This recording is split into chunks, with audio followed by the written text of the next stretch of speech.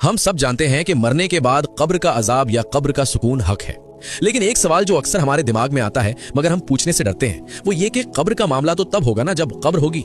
सोचिए, अगर कोई इंसान किसी धमाके में उड़ जाए, अगर कोई समंदर में डूब जाए और उसकी बॉडी कभी मिले ही नहीं, या किसी हादसे में कोई जलकर राख बनकर हवा में बिखर जाए, जब उसका जिस्म ही नहीं बचा और जमीन में कोई गड्ढा ही नहीं खुदा, तो फिर उसके साथ सवाल जवाब कहां होंगे? क्या वो बच गया? अगर आप भी यही सोचते हैं तो आप आलम बरज़ख के निजाम को नहीं समझे।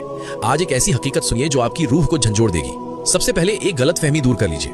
इस्लाम में जब कब्र लफ्ज इस्तेमाल होता है तो उसका मतलब सिर्फ वो 6 फुट का गड्ढा नहीं होता जो हम कब्रिस्तान में देखते हैं। इस्लाम में कब्र का मतलब है आलम बरज़ख, यानी वो दुनिया जो मौत के बाद शुरू होती है और क़यामत तक चलती है। अब इंसान का जिस्म चाहे जमीन के अंदर हो, चाहे समंदर की गहराई में हो, या जलकर राख बनकर हवा में उड़ गया हो, वो जहां भी है, जिस हाल में भी है, वही उसकी कब्र है।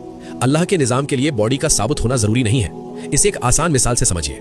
आप अपने बिस्तर पर आराम से सो रहे हैं, आपका जिस्म गद्दे पर है, बिल्कुल महफूज, लेकिन ख्वाब में आप देख रहे हैं कि आप आग में जल रहे हैं या पहाड़ से गिर रहे हैं। आप चीख रहे हैं, आपको तकलीफ हो रही है, लेकिन पास बैठे इंसान को कुछ नहीं दिख रहा। जब नींद जैसी छोटी मौत में रूह बिना हिले डुले तकलीफ महसूस कर सकती है, तो बरज़ख में अल्लाह उस बिखरी हुई राख या पानी के कतरों में भी अजाब या सुकून देने पर कादिर है। अगर अब भी शक है तो हमारे प्यारे नबी सल्लल्लाहु अलैहि वसल्लम की बताई हुई ये हदीस सुनिए, जो सही बुखारी हदीस नंबर 3481 और सही मुस्लिम में मौजूद है। पुराने जमाने में एक शख्स था जिसने बहुत गुनाह किए थे। जब उसकी मौत का वक्त आया तो वो अल्लाह की पकड़ से इतना डर गया कि उसने अपने बेटों से कहा, जब मैं मर जाऊं तो मुझे जला देना, फिर मेरी हड्डियों को पीसना, और जब तेज आंधी चले तो मेरी राख को हवा और समंदर में बिखेर देना। खुदा की कसम, अगर अल्लाह ने मुझे पकड़ लिया तो बहुत अजाब देगा। बेटों ने वैसा ही किया, उसे जलाकर हवा में उड़ा दिया गया। न जिस्म बचा न कब्र। लेकिन फिर क्या हुआ?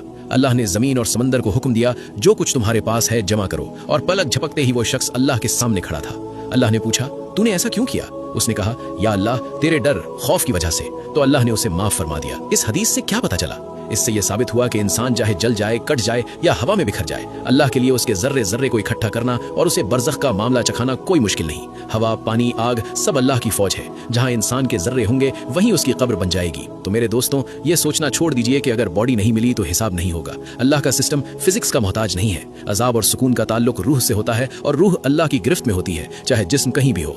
अल्लाह हमें अजाब कब्र से महफूज रखे और हमारा खात्मा ईमान पर करे। अब आप कमेंट में अल्लाहुम्मा अजिरनी मिनन्नार जरूर लिखें और इस वीडियो को शेयर करें ताकि लोगों के अकीदे दुरुस्त हों।